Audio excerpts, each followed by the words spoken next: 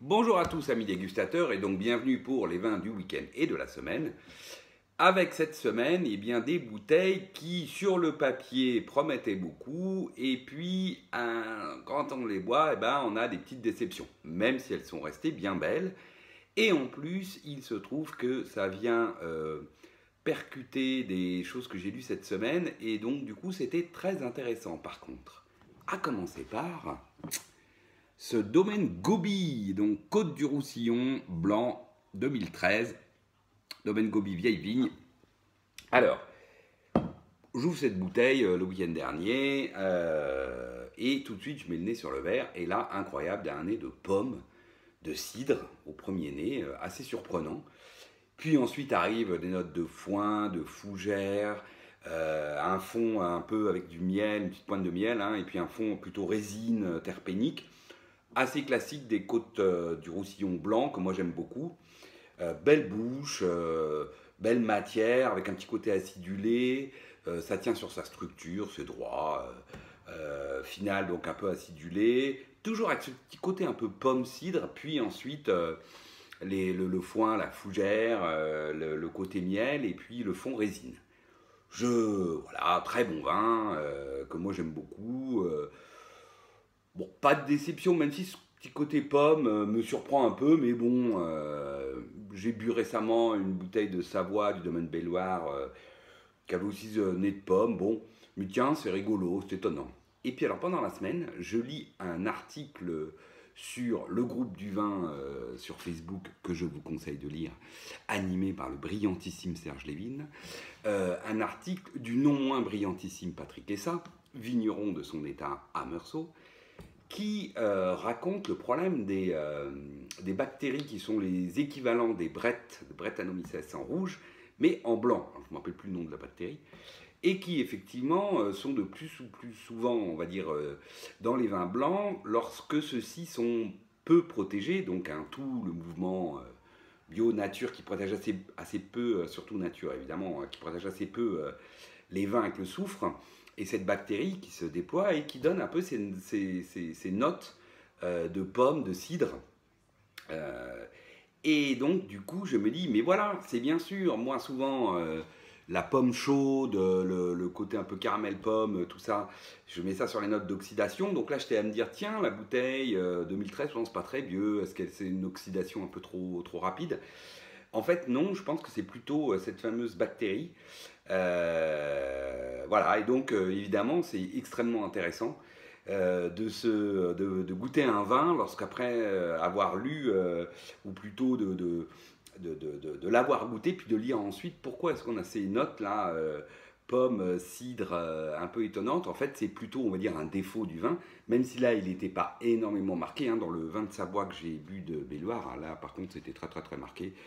Ça ressemblait plus à du cidre qu'à du vin. Euh, voilà, donc en tout cas, une expérience fort intéressante. Merci Patrick pour ces excellents articles qui nous permettent de progresser dans notre dégustation de vin et donc notre passion. Ensuite, qu'est-ce qu'on a bu? Alors là, zéro défaut dans celui-là, je peux vous le dire. Là, beaucoup de plaisir. Là, je tiens à remercier mille fois l'ami Jean-Pierre. Voilà, un Volnay vieille vigne 2015 du domaine Voyot, fait par Jean-Pierre Charlot. Bon, bah pour moi, là, c'est toute l'essence d'un Volnay. 2015, un super millésime, mûr, droit, énergique, moi, un millésime que j'aime beaucoup. Et ce Volnay Village, bah voilà, c'est tout ce qu'on attend d'un Volnay Village.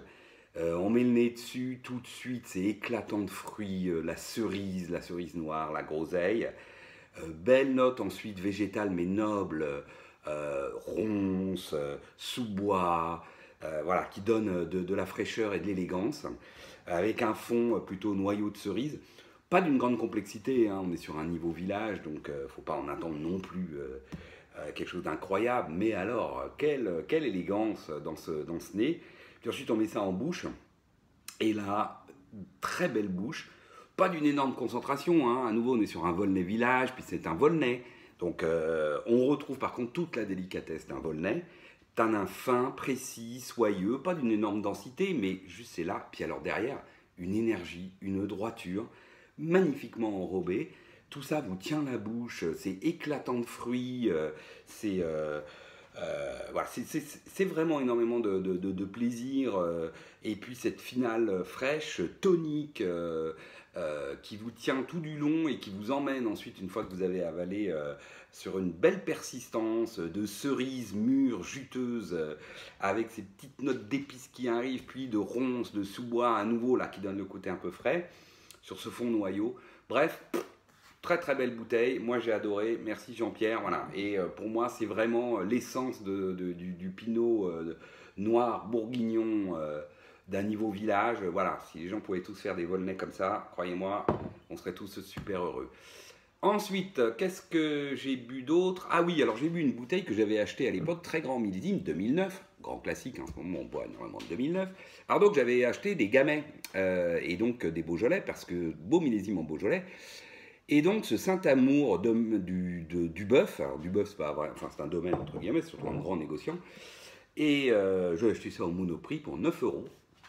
Eh bien, on a ouvert ça, et 10 ans après, eh ben c'est super, un super vin de copain, voilà, là non plus pas de déception. Un nez de cerise à nouveau, cerise noire, avec un côté note d'épices, patchouli, un petit côté aussi floral, sur un fond d'amande presque. Belle bouche, belle concentration, joli tanin, gras, soyeux, avec de la matière, de la structure qui tient la bouche tout du long. Une finale donc sur le fruit, très agréable, avec ce petit côté patchouli floral assez sympathique, très friand, très gourmand. Vraiment un super vin de copain à boire, voilà, barbecue, charcuterie, allez-y, même vous pouvez en fait ouvrir ça sur un peu tout et n'importe quoi, parce que ça se boit tout seul et c'est assez réussi. Pour un vin à 9 euros, là, évidemment, pas d'une grande complexité, hein, mais ça se boit tout seul, c'est très agréable, c'est très bien. Et puis alors ensuite, deux vins qui là, pour le coup, sur le papier, promettaient beaucoup, et chacun avec leur petit, comment dire, pas défaut, mais voilà, petite déception. Alors le premier, Châteauneuf-du-Pape, un très très bon domaine, le domaine de la Mordorée, et sa cuvée La Reine des Bois en millésime 2004. Alors 2004, souvent à Châteauneuf, moi c'est un millésime que j'aime bien, que j'aime pas trop les millésimes très chauds à Châteauneuf, du coup ça donne des vins alcooleux. 2004 étant un millésime qui n'est pas un millésime très connu, on va dire un millésime médian, pas non plus un millésime froid, mais enfin c'est pas un grand millésime. Alors qu'est-ce que ça donne? Le nez, on est très classique sur la prune, puis ensuite c'est très joli par contre, avec des notes d'ailleurs pour un Châteauneuf ne sont pas si courantes que ça. Plutôt bordelaises pour le coup d'ailleurs, des notes de boîte à cigares, de tabac fumé, c'est vraiment très joli. Sur un fond plutôt de cuir, où arrive un peu le cuir, c'est très, très classe, très joli. Ensuite on met en bouche. Alors là on est sur un vin droit, hein, 2004, hein, droit, joli tanin à l'attaque. Et puis, c'est là que ça se gâte un peu. Bah, tout d'un coup, le tanin poudre, voire sèche, un peu strict. Voilà, ça manque un peu de rondeur, de moelleux. Alors, c'est très joli en bouche aussi. On retrouve ce côté prune, petite note d'épices réglisse qui arrive. Ensuite, on a ces belles notes-là de tabac, de boîte à cigares. Très joli, ce fond un peu cuir. C'est très joli. Mais du coup, la structure en bouche, un peu stricte, voilà, jusque dans la finale, où vraiment l'empreinte tannique poudre vraiment, hein, on est là, bon, et même si la finale offre une belle persistance, voilà, il lui manque un petit quelque chose. C'est un excellent vin, mais enfin très bien, excellent, voilà, il manque un petit quelque chose pour en faire vraiment un excellent vin, on va dire plus, voilà. Et puis alors le dernier, là lui c'est le millésime qui, une fois de plus, a fait son œuvre. Donc c'est un Gevrey-Chambertin, premier cru, Clos Prieur, des amis David et Nicolas Rossignol-Trappet, 2008. Et là, oui, j'ouvre aussi, alors j'ouvre des 2009 parce que 10 ans, mais j'ouvre aussi beaucoup de 2008 parce que l'année dernière je m'étais rendu compte aux 10 ans du millésime qu'il était grand temps de les boire. Et ça se confirme.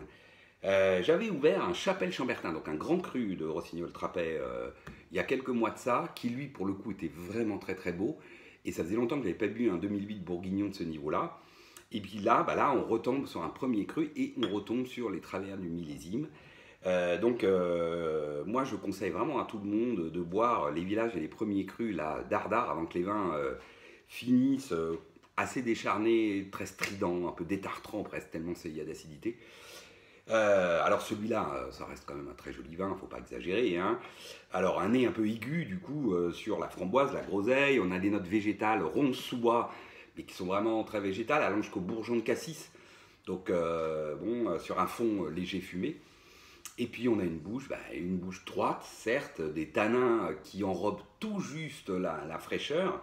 Et en fait, c'est vif, c'est vraiment une acidité très marquée que les tanins que la matière n'arrive plus à enrober. Euh, alors c'est très tonique, hein. Il y a des gens qui aiment bien ces vins-là, hein. C'est des vins très droits, très vifs, tranchants. Voilà, moi je préfère les vins quand ils sont mûrs, enfin de raisins issus de raisins mûrs. C'est pas le vin qui est mûr, c'est les raisins qui sont mûrs. Et voilà, là on est à la limite du millésime, même si ça reste quand même un joli vin. La finale, elle est agréable. Alors évidemment, moi j'ai ouvert ça sur le carpaccio, ça tombe bien, c'est l'été, donc on fait plein de carpaccio en ce moment.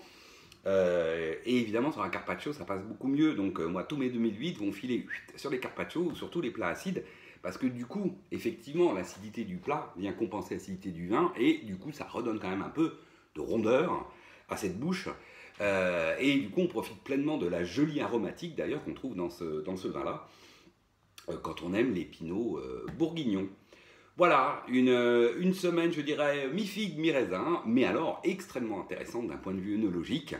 Et je souhaite à tous une excellente semaine prochaine, un très beau week-end de Pentecôte, et je vous dis à la semaine prochaine.